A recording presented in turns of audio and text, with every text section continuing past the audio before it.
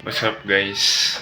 So um this is gonna be my first time vlogging kasi putang inang tamad-tamad ko ngayon bro, legit. Nakakapikon bro. Makita mo sarili mong tangina nakahiga lang, walang ginagawa. What the fuck you will think, di ba? Ina nakakapikon pre. Nakakabanas. So I'm gonna start do vlog. Okay. Okay lang. May mga tao. Ayun. Pumasok kasi si mama kaya ayun, nakakaya pre. Ayun, ngayon ko lang naman gagawin to. I'm gonna start vlogging kasi tinatamad talaga ako bro. Nakakatamad talaga. Talaga, promise. Yung parang wala kang ginagawa. So I'm gonna document lang yung sarili ko. Kung paano ko ginagawa yung daily life ko. Kung paano umiikot yung daily life ko. So mamaya is leg day. Kaya parang wala lang, leg day. Lunes. August first week ba ngayon? Kaya, yeah. Sana makuha nyo yung motivation nyo guys. Kasi putang ina, nakakatamad talaga.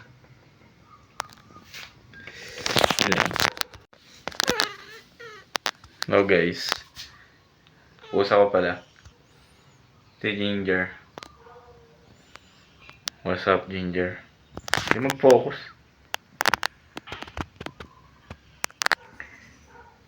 Hindi mag-focus. Thumbnail. Thumbnail. So ayan guys, sisimulan na natin yung pag-voice record ko na lang kasi one time na try ko to, yung pag-voice record.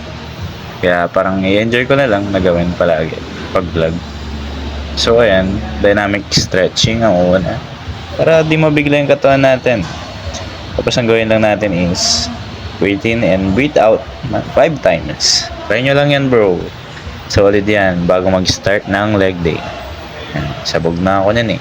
Pero let's go sa ating first workout, which is ang ating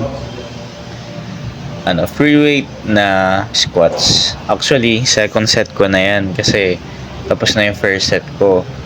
Ang ginagawa kasing set is parang top set. Top set, nakalimutan ko na yung tawag eh. Parang top set. Tapos ang second set ko is i-half ko yung weight. So tapos na yung first set ko niyan. So ayan, second set na, kaya actually 2 times failure lang ginagawa ko. Bale parang dalawang set lang siya and parang failure na reps ang ginagawa natin. Huwag na tayo magbilang kasi kapag nagbilang tayo, pero ako kasi nagbibilang kasi nasanay din ako magbilang kasi nagsimula ako sa PPL, Chuchu, ganyan, PPL X Arnold. Pero kung ano yung mas better sa inyo, then go. Kung ano yung mas masarap sa inyo, mas masarap sa feeling ninyo, go lang. So makikita nyo kung gaano ka chicken legs yung pako. Right? Ang chicken legs na yun is very genetically shit. Yung calves ko is very maliit ata. Actually kung hindi lang siguro ako nag-basketball noon, mukhang shit yan talaga par. Walang calves yan, wala ka makikita dyan. Parang straight as fucking legs.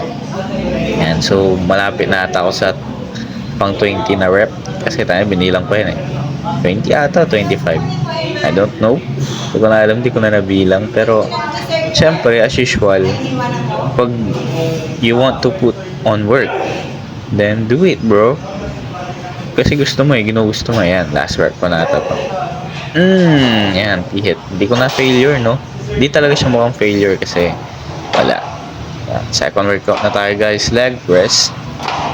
Actually itong leg day ko na to is lang siya, parang quad dominant leg day.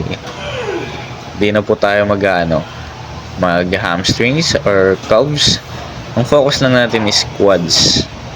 Ayan, so ayan, as usual heavy lang tayo. Hindi ko na alam kung anong set ko to. First set ko ata to kasi shit bro. Nakalimutan ko mag-edit.